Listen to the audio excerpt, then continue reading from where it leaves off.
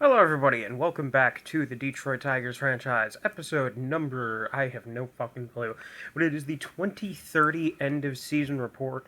Your Detroit Tigers finished 106 and 56 and won the American League Metro Division by 16 games.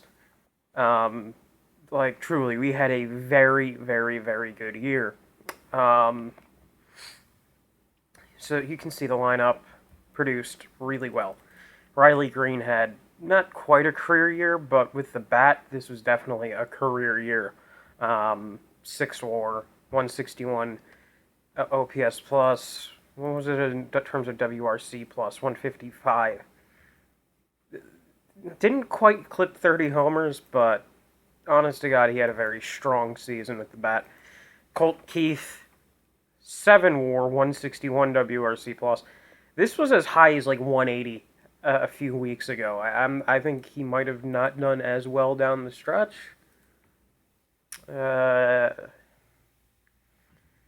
His June was a bit rough, and his but he made up for it with July. I guess he just wasn't as good as he was in July for the final 2 months of the season.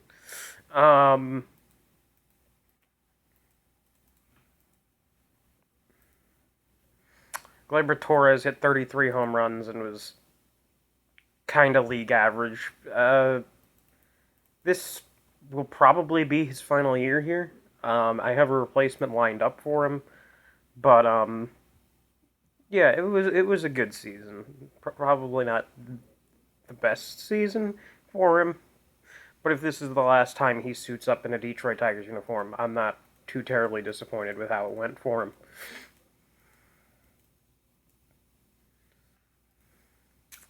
Evan Carter had no power this year. Only 45, only 54 extra base hits. He walked a lot, but he struck out actually less than last year. I don't know. He had a weird year. No power, but he got on base a lot. So good year, I guess. Sean O'Well, okay. I know what this looks like. 110 WRC plus, 1.1 WAR. Here's the thing. March, very good. April, above average. May and June, he was awful. Like, truly awful. Then July, August, and September, he was very good. Basically, what we're hoping next year is that he doesn't have a fucking stretch where he is barely putting up any fucking offense. If he can avoid having a 2 month stretch where he's like a fucking 45 WRC plus player, he's going to have very good numbers next year. But I'd say he had a strong season, even if it was only 20 home runs. He recovered from just looking awful at one point. Pasquantino, against right-handed pitching, he did exactly what I asked him to. 126 WRC plus, 2.8 WAR, an OPS of 838, 40 extra base hits, 18 home runs. He was very good. I didn't want him to face lefties, but he faced some lefties and it didn't go well. But yeah, strong for him. Parker Meadows. I need to switch this back to. Honest to God, a really good season. A 109 WRC plus in center, 4.5 WAR, good defense. He's genuinely not terrible. I quite liked him. He got the walk rate up this year. It's just good season. We just need to have more of these seasons and less of last season. Though that being said, the BABIP, it really does depend on his BABIP, how good he is.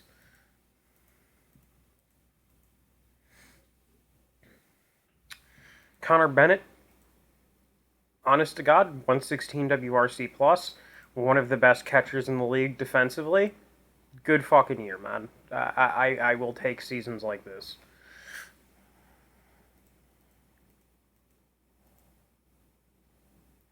And Masayuki Tanaka was disappointing. Uh, the WRC Plus has been falling season over season, and the fact that he can't really play shortstop anymore really hurt him.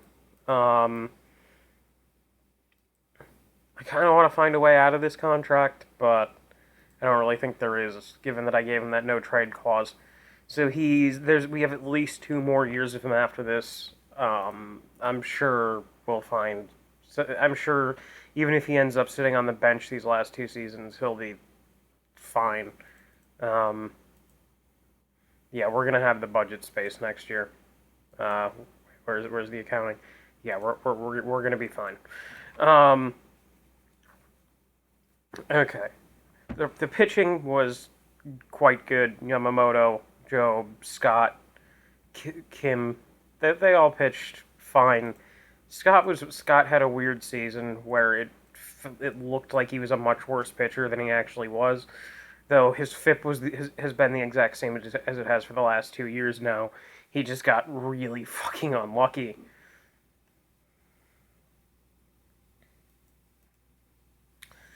Yamamoto, in the first year after opting into to the rest of his contract, put up another just typical Yamamoto season for WAR.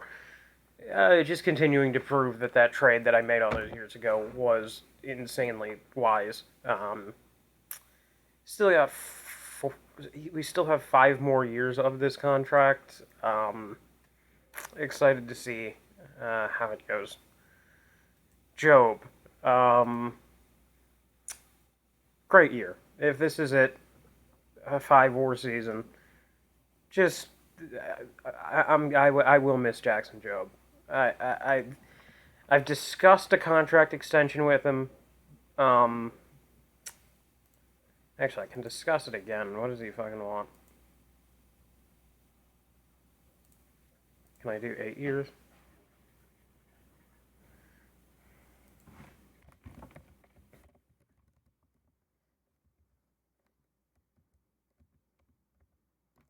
Yeah, he's gonna fucking complain because I accidentally submitted him that offer as a joke.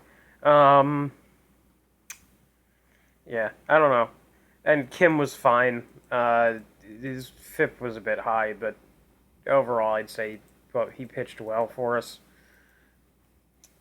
The bullpen was once again elite.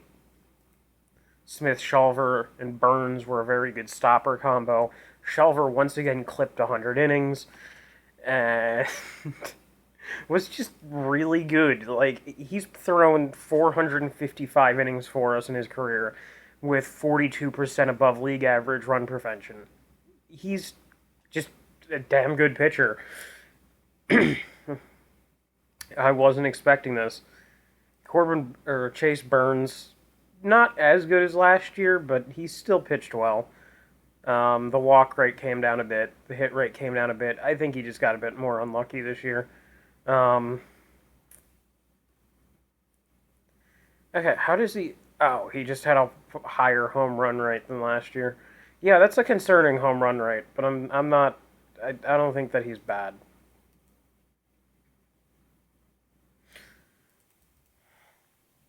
The rest of the pen pitched well. Samir was not as good as last season, but he also got hurt for a while, so Wusak Go pitched well for us after coming over. Paulino pitched well. Weathers pitched well. Aiken pitched fine. Noah Franco pitched fine. Chase Allip was throwing out of the bullpen, was acting as a goddamn uh, follower for us for a while because Michael King went down. Now, he might be back during the playoff run, but we'll have to see. And the bench pieces. I don't even think I ever mentioned that I signed Luis Ariz, but he was fine for us. Um, I also extended him for next season.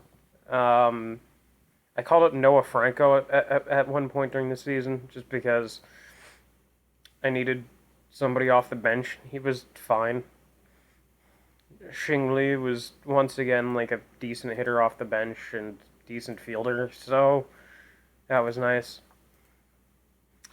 And our backup catcher is still Enrique Jimenez. Yeah, I don't know. If you look at the stats, we were near the top of the league and everything once again. Bullpen ERA, we were second. The defense actually fell off a little bit this year. But yeah, this team was quite good. And for once, we were actually only a single game below our Pythagorean.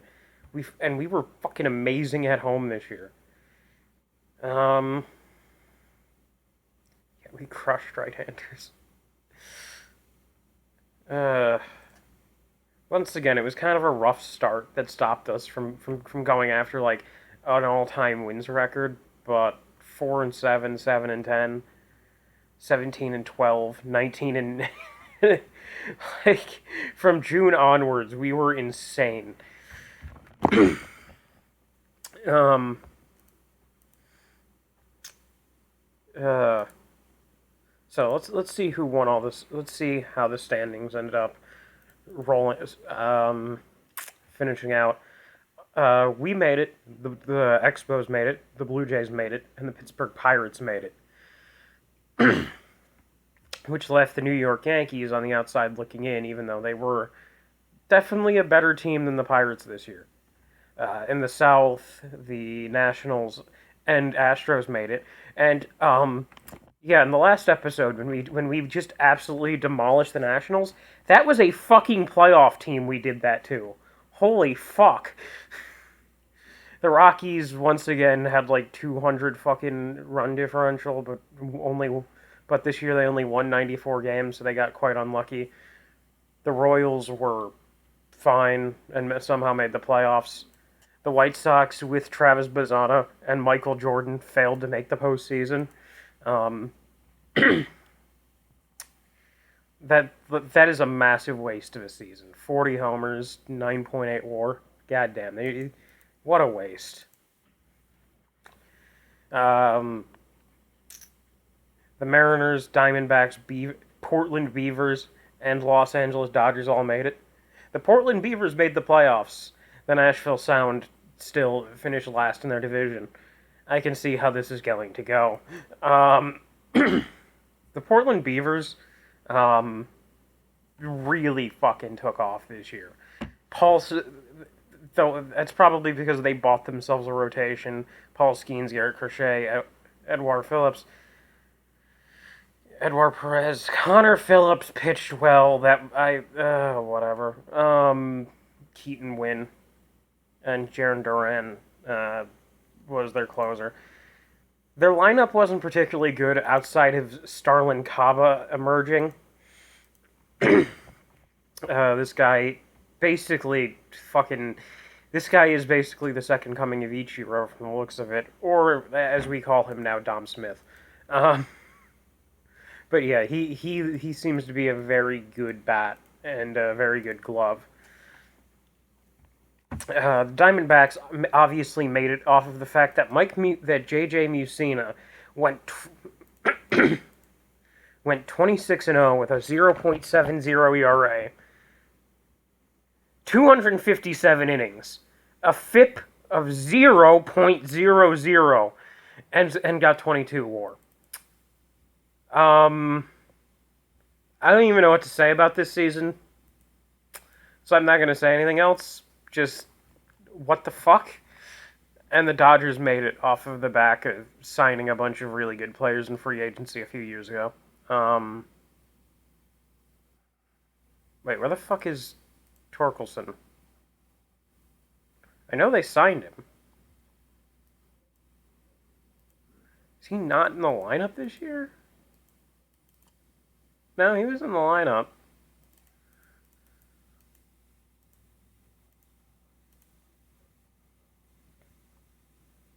Yeah, I don't see him. Like, he played 136, whatever. But yeah, the Dodgers basically made the playoffs off of the fact that they signed a bunch of really good players.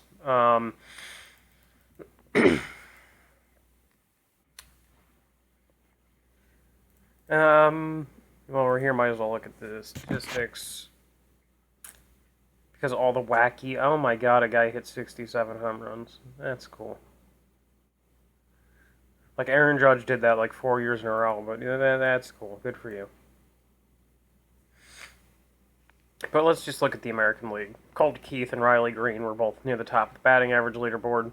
Colt Keith was near the top of the home run leaderboard, but Tristan Casas hit 52, and Mike Whitman of Toronto hit 50. Casas the most RBIs, but Green and Keith were also near the top of that. OBP, Keith and Green. Slugging, Keith. OPS, Keith and Green were up there. WAR, Keith and Green.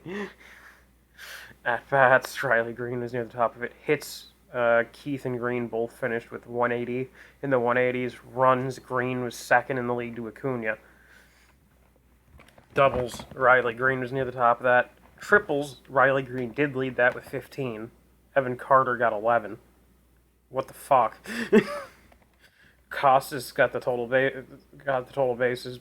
Once again, Keith and Green were up near the top of that. Walks, Jackson Holiday got the most of those. Keith was near the top of that. Extra base hits, both Riley Green and Colt Keith were near the top of that too. OPS plus, Keith and Green were near the top of that. ISO, Keith is near the top of that.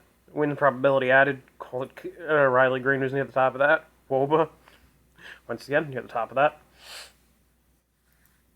Pitching leaderboards. I am going to open this up to the entire league for this, just so you can see how many of these were just fucking JJ Musina. I don't know, man. Luis Nieves led the ERA leaderboards, but we had one, two, three, four. We had 4 starters on there, and we would have had 5 had Michael King not gotten hurt. Wins, Job and Scott were up there. WAR, Job, Scott, and Yamamoto were up there. Innings pitched, Job and Scott were near the top of that. Complete games, Job was near the top. Shutouts, Job and Aiken. Keegan Aiken. I had him start a few games as an opener, but he shouldn't have pitched a complete game. What the fuck? Okay. I'm confused, but whatever.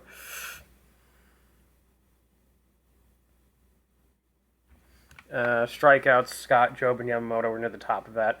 Scott walked a lot of fucking batters this year. I don't know why.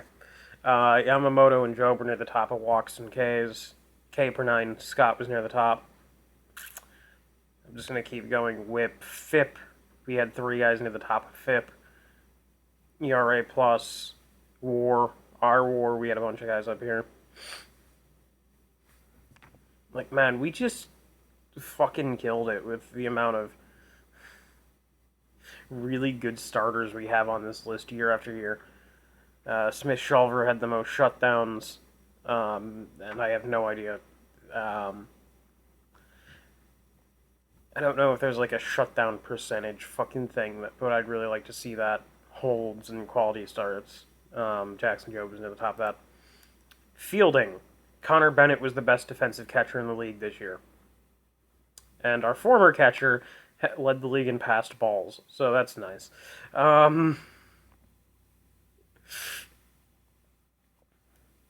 Yeah.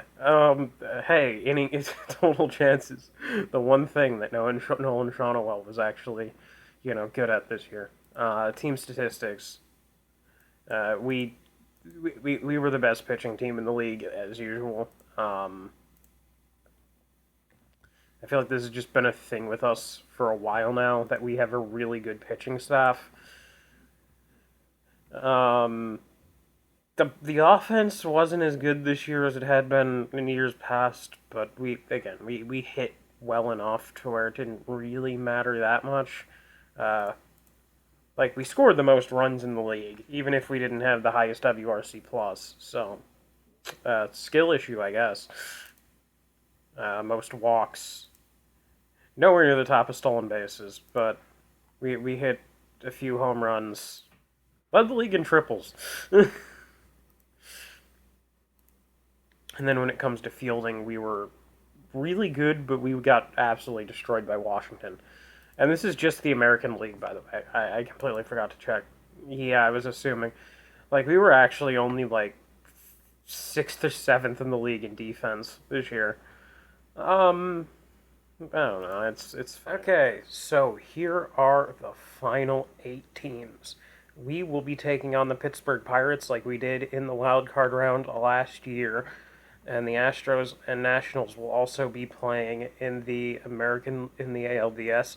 On the NL side of the bracket, the Portland Beavers and Seattle Mariners are going to have a rivalry matchup in this best of 5 series, and I personally cannot fucking wait. This right here would be some of the best baseball in this entire postseason. I guarantee you these two teams already have a massive disdain for each other, particularly Mariners fans, given how well this team has been funded and owned, and just the fact that they've made the playoffs after 2 years. I feel like Mariners fans would have a problem with that.